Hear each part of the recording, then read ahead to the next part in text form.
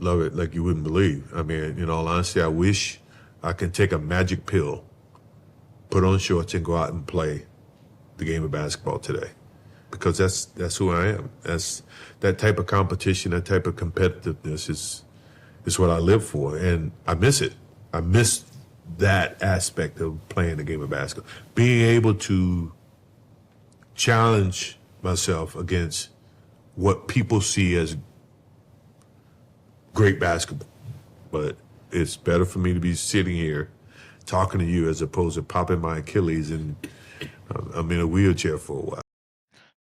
As you can hear from the clip, Michael Jordan is just expressing his thoughts on missing the game and his thoughts on today's climate of basketball.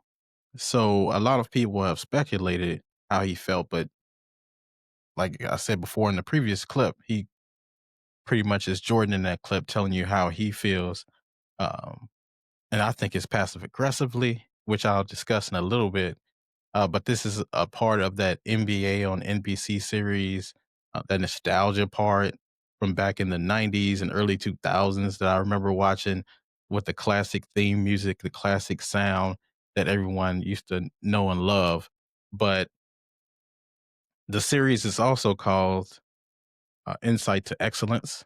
So throughout the year, I think there's 5 more parts that Michael Jordan will be interviewed and asked about different questions, and it should be very interesting and a talking piece, as it was during COVID when he released the documentary series, The Last Dance, and how controversial it was seen for some people, but most people already knew Jordan felt this way or certain things already occurred. But it just gave a deeper insight. And this is what these mini part series will do, will give a little insight to Jordan's feelings about today's climate, because he's not really in the spotlight like that. He's not on social media like that, and he's not doing podcasts or doesn't really offer his insight. But of course, they have to be paying him some kind of hefty bag for him to do this, for him to take time out of his day to do this. But of course, he said he was paying it forward. Him being a big NBA fan and him still want to be competitive and still wanting to play. But I felt in this interview he was very candid and very straightforward, as he always has been known for throughout his career. He's never really sugarcoated anything. He's always been true to form. So if you heard the stories about Jordan or know Jordan, you know that this is Jordan to the T. He's going to speak his mind. He's going to be very arrogant or very overconfident, I should say, because he usually backs it up. But the thing that's stuck with me through this interview is not that he said he hasn't picked up a basketball in some years, but if you listen closely to the clip, he said that he wishes he can go out there and play today and show people, and challenge himself against what people consider great basketball. Now, air quotes around great basketball, because I think he was sending a shot to today's players when it's in terms of great, because Jordan sees what most of us fans sees that knows the game, that experienced the games from, the 90s and early 2000s about today's game. Now, I know Jordan, he didn't say it, but I'm pretty sure he sees today's game differently, because people consider basketball great today because of the contracts and the money, the athleticism, and the amount of scoring that these players can do at ease. But Jordan doesn't see it that way. He doesn't see the hypothetical killers that they had back in the 80s and 90s and even the early 2000s. Uh, you know, there's no Jordans, there's no Kobe's, there's no Iversons, there's no even Tim Duncans for that matter.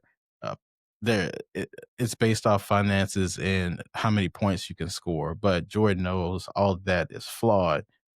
This Jordan's era might not have the parity or the amount of athleticism that this today's era have, but Jordan's era has something that today's era doesn't have, and that's hard, and that's will, and that's competitiveness. Um, Players appear to be today okay with losing. They're okay with being subpar or winning one championship and just going away. So that's why I think Jordan's comments to me is saying that y'all ain't me. I'm different. you guys couldn't hold a candle to what I can do, and do believe Jordan think he can go out and score 40 or 50 points today because he averaged 37 points, in his time in an era where it was more physical. The rules weren't allocated for you to score as easy as it is today. So I think Jordan knows that, and he is basically saying to these players that, I'm doing this just to show you guys that I can still do it. I mean, if I could still do it, I would bust all of y'all up.